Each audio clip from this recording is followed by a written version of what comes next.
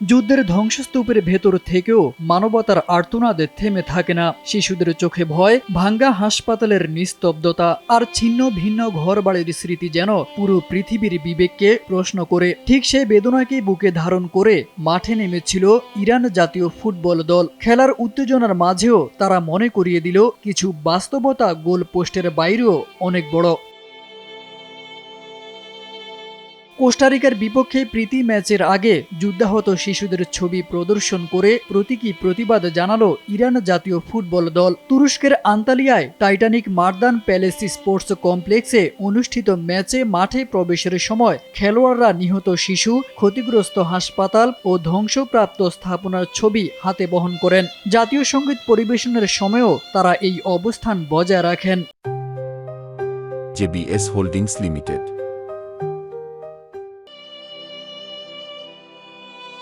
ম্যাচটিতে উপস্থিত ছিলেন ফিফা সভাপতি জিয়ান্নি ইনফান্তিনো, যিনি পরে সাংবাদিকদের জানান ইরান আসন্ন বিশ্বকাপে অংশগ্রহণ করবে। তিনি বলেন, ড্র অনুযায়ী নির্ধারিত ভেন্যুতেই ইরানের ম্যাচগুলো অনুষ্ঠিত হবে এবং দলটিকে তিনি অত্যন্ত শক্তিশালী বলে অভিহিত করেন। এ সময় তিনি যুক্তরাষ্ট্রের প্রেসিডেন্ট ডোনাল্ড ট্রাম্পকে তার ঘনিষ্ঠ বন্ধু হিসেবেও উল্লেখ করেন।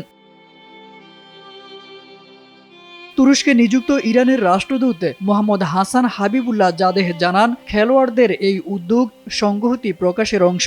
তিনি বলেন, চলমান সংঘাতে ক্ষতিগ্রস্ত শিশু ও অবকাঠামোর দুর্দশা তুলে ধরতেই এই প্রতীকী কর্মসূচি নেওয়া হয়েছে, যা দলের সামাজিক দায়বদ্ধতার প্রতিফলন।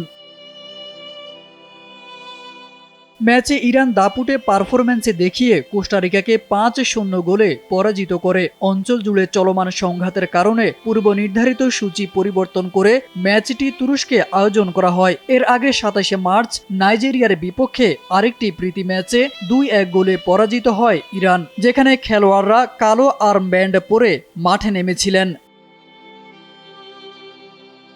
তারেক আজিজ খান, NPB।